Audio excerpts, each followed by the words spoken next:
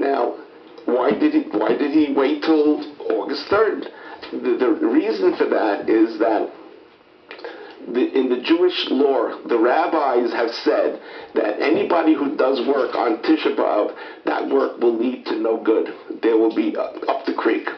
And apparently we think Columbus was aware of that and delayed his voyage one day so he would not sail on Tisha B'Av. That's another inkling about his Jewishness or knowledge of Jewish things. We have a picture of Columbus before the king and queen. Could we flash that, please? Be our second picture. We'll hold the first. The king and queen. Yeah. And you had mentioned how Columbus was in Spain for about 7 years. Yeah, we're going to get into that. Okay, we're going to talk about that later. Yes. Yeah, I want to show the king and queen.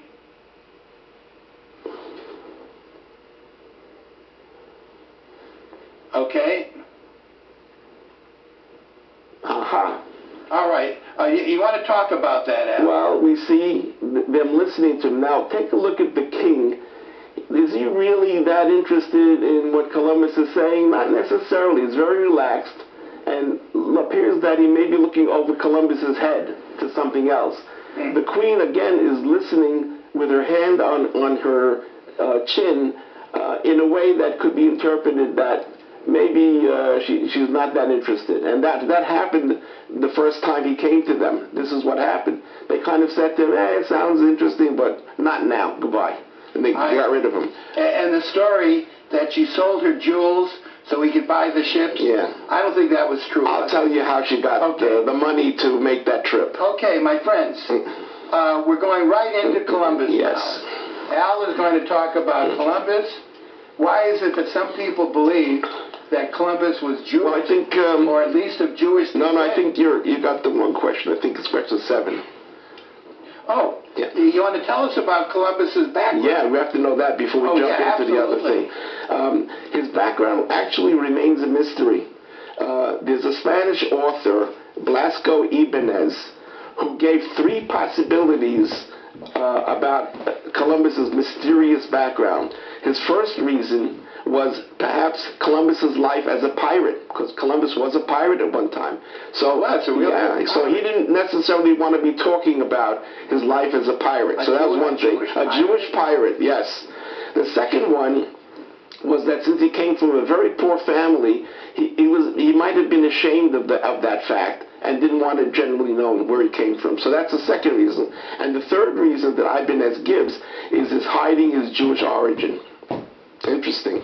The year and place of Columbus's birth is really unknown, but most opinions center on 1451 in Genoa, Italy. Yes. Columbus was actually the eldest son of Domenico Colombo and Susanna Contanarossa. And he was known as Cristoforo Colomb, with an M on the end. Cristoforo Colomb. Not Cologne. Not Cologne. Okay. Now, Columbus himself used several last names. The people there used last names around. One last name that he used was Colomb, just as I mentioned, but he also used Cristobal and Colomo. So in 1492, he was using the name Cristobal Colon with an N. And that was the name for many leading Sephardic Jewish families. Absolutely. Had the name Colon. Yes, and it was a very common surname for Jews. And from the 13th to the 18th centuries, people named Cologne included rabbis, scholars, other Jewish personalities in Holland, France, Italy, and Spain. And many of those colognes were burned at the stake by the Inquisition. Initially, Columbus went to Lisbon, Portugal, and proposed to the king there that they sponsor his voyage to find another route to the Indies. They turned him down. Then after that, he moved to Spain in 1485. At that point, his estimated age was 34. Okay. Interesting. Now, let's go on about his Jewish background. Why don't you talk a little? Yeah, while we're doing that, would you flash the first picture, please? When I visited the Dominican Republic, they claim that Columbus is buried there. And they have a beautiful tomb, a big museum, and it's very ornate of his bones and so on. Then I read that in Seville, Spain, they have bones of Columbus. And then I read Bogota, Colombia has bones. So his resting place could be in 3 different places. But this is a beautiful monument and memorial to Christopher Columbus in the Dominican Republic. His son Diego Columbus was the first governor of the Dominican Republic. May we see the next pictures, please? Columbus has been honored all over the world in stamps. Stamps from every South American country. The United States has honored him, Spain, anywhere in the Spanish world. This is one. We have another sheet of stamps depicting Columbus. May we see the second sheet? There you see one of his boats in the middle there. Beautiful. Yeah, that really is beautiful. Yes. The next sheet, please. You only have 2 sheets. You only have 2 sheets. Yeah. We're ready to go on. Why don't we go right on? Why is it some people believe that Columbus was Jewish or of Jewish descent? Right. You're on. I hope you got some good information. We'll see. Actually, Columbus never wrote in Italian. He wrote fluently and eloquently in Spanish. He wrote in Spanish, yes, not in Italian. Not in Italian, even though he was born in Genoa. Born in Genoa. So many scholars are asserting that his family were Conversos and that he was born in Genoa after the family fled Spain to get away from the persecution in Spain. While you're talking, we're going to flash that last sheet. Yes. Keep going, Al. Okay. Here you see more stamps honoring Columbus. His family retained their Jewish culture, and they remained faithful to Spanish. That was the language of their origin. And they had many, he had many associations with Conversos in Spain. There were 4 in particular that are notable. The first, don't forget, Columbus was actually in Spain for about 7 years before he sailed. He got there. 7 years. He got there in 1485 and sailed in 1492. So what did he do in those 7 years? He got to know the Jewish community very well, and the Jewish community was very supportive of each other. Now, please remove the stamps. Thanks. Okay. The first person these were all Conversos, 4 Conversos who were his friends. And the first one was Andre Cabrera. He was a prominent Converso advisor to the Queen. His wife, Beatrice Bobadilla, was the Queen's close friend, and he was an early protector of Columbus. The next one was Diego de Deza. He was the Archbishop of Seville, and also was the Grand Inquisitor. This was a Converso. Converso, yes. Right. Deza was an early friend and supporter throughout Columbus's career and gave money to Columbus for his voyage. The next one was Juan Cabrero, who was a powerful royal chamberlain, like a chief of staff to the king. Columbus was sick after the last voyage. He had 4 voyages. After the 4th one, he wrote to his son Diego and said to him, please contact Deza or Cabrero to help me in terms of collecting the money owed to me by the king and queen. So he was there, really friends with them. The last one, the 3rd one, was Louis de Sant'Angelo. He was the king's minister of the budget. And he loaned the Queen the money for Columbus's first voyage. The money. Right, not the jewels. Not the jewels. He loaned the money to the Queen. And once he gave the money to the Queen, she changed her mind about Columbus's voyage. Oh, see? Yes.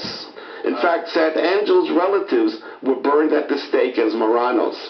Interesting. Isn't that something? Then I think we covered all of those people. Yeah. Now he took some Jews with him on his voyage. Yes. Louis de Torres was one. Yes, but really it was just a handful, maybe one or two, who were actually part of the crew. So any statements to the fact that he took them all with him is really not correct. But what other proof is there? Oh, we're getting to it right now. We only have 5 minutes left. Yes. There's a profusion of erudite Hebrew Bible references that Columbus makes in his writings. For example, he constantly compared himself to characters in the Hebrew Bible. Here's a quote from a letter that he wrote to the governess of Prince Juan, who was the son of Ferdinand and Isabella. Here's what he wrote. I'm quoting. "Let them call me by any name they want. For after all, David was a very wise king, tended sheep, and later was made king of Jerusalem. And I am a servant of that same Lord who raised David to that state."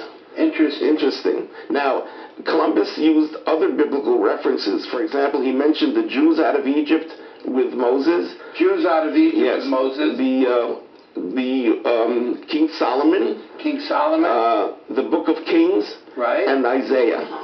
Interesting. Yes. Now, he frequently used phrases and references from the Hebrew Bible in his writings. For example, in computing the age of the world, interestingly enough, he started with Adam and Eve, went to Abraham, then to the second house being destroyed, and then to the present. Now, non-Jews did not refer to the temple in Jerusalem as the second house, but the Jews did, because the second house in Hebrew was a direct translation of Beit Sheni, which means it was the designation of the temple.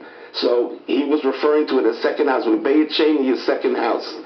Now Columbus wrote letters to his son Diego, and this is very important, that each letter we have, and we have almost all of them, in the top of the letter, he would write the Hebrew letters Beth and Hey. Beth and Hey. Which are the second and fifth letters of the Hebrew alphabet. What they stand for is Baruch Hashem, which means praise be the Lord. And it's used today by Jews in writing letters. They would put at the top the BH that he had. And he had to, that's the strongest evidence that I have that he was Jewish. Because he was carrying that out. May we see the last picture, please?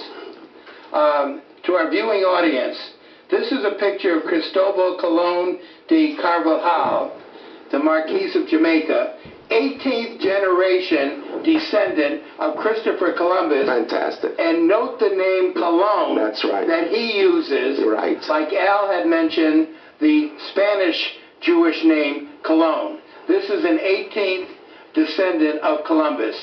Al, our time is up. Okay. It went too fast. You've been wonderful. Thank you. I want to thank you. I want to wish you continued success. Thank you. And a happy and healthy New Year. And we want to get you back on the program. I'll be back with one of those others or some new one.